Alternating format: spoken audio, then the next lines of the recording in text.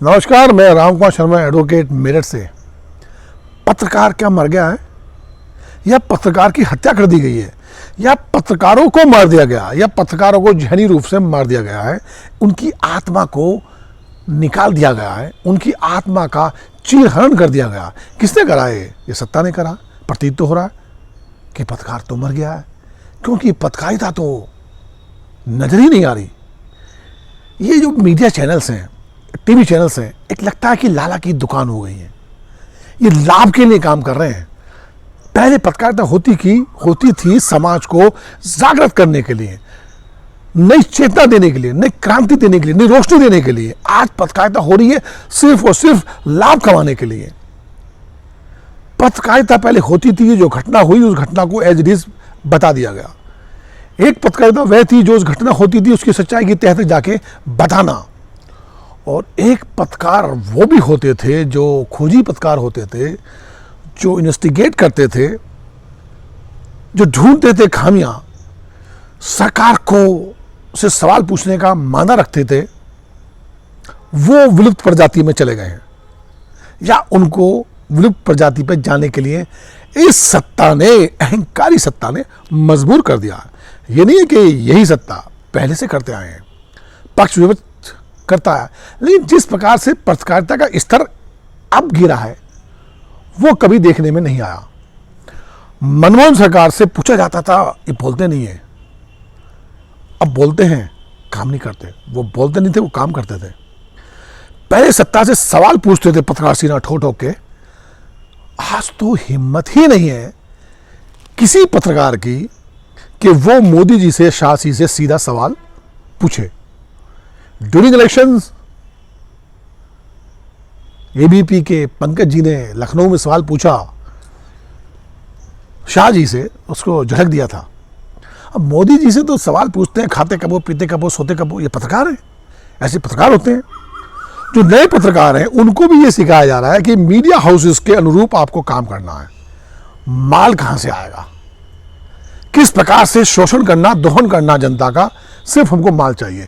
क्योंकि पत्रकारों के रूप में उन्होंने अपने एजेंट छोड़ दिए हैं। यह है आज की पत्रकारिता।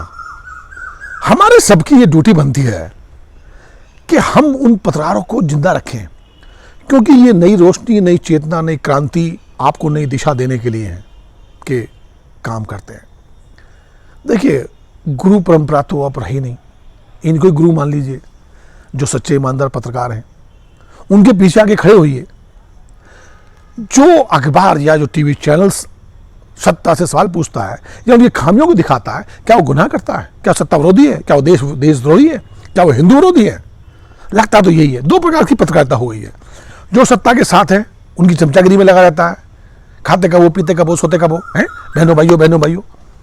एक वो पत्रकार है सत्ता से सवाल पूछते हैं कि बेरोजगारी क्यों हो रही है, पेट्रोल डीजल महंगा क्यों हो रहा है, महंगाई क्यों हो रही है, नौकरियां कहाँ है, साइंस कहाँ है, टेक्नोलॉजी कहाँ है, चाइना ने पूरी जमीन कब्जा ली है, पाकिस्तान के खिलाफ क्या किया, ये क्या खेला हो रहा है, ऐसे पूछते हैं तो वो देशद्रोही हो गए, हिंदू विरोधी हो गए। ये प्रकार की पत्रकारिता चल रही है इस समय।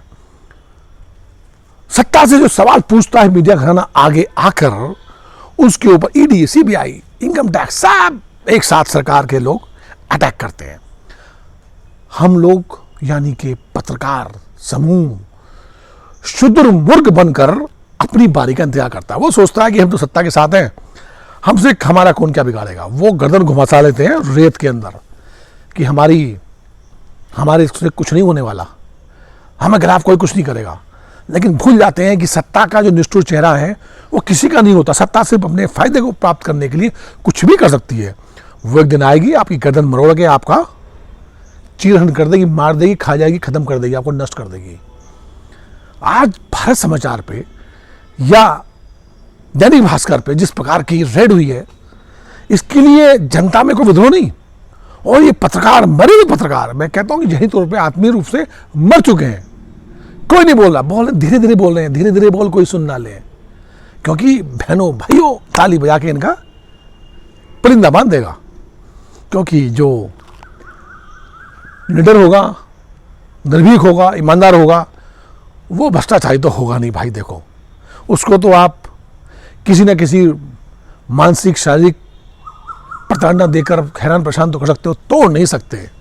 अभी भी है ईमानदार पत्रकार, बहुत पत्रकार हैं, आपको उनके पीछे खड़ा होना चाहिए और इन मीडिया हाउसेस को अपनी अपनी रणनीति राजनीति को छोड़कर एक आवाज में ये देखना चाहिए कि या ये हमारे देश हित में है या नहीं है। ये पत्रकारिता है, समाज को नई राह दिखानी, नई चेतना देनी, ये पत्रकारिता है।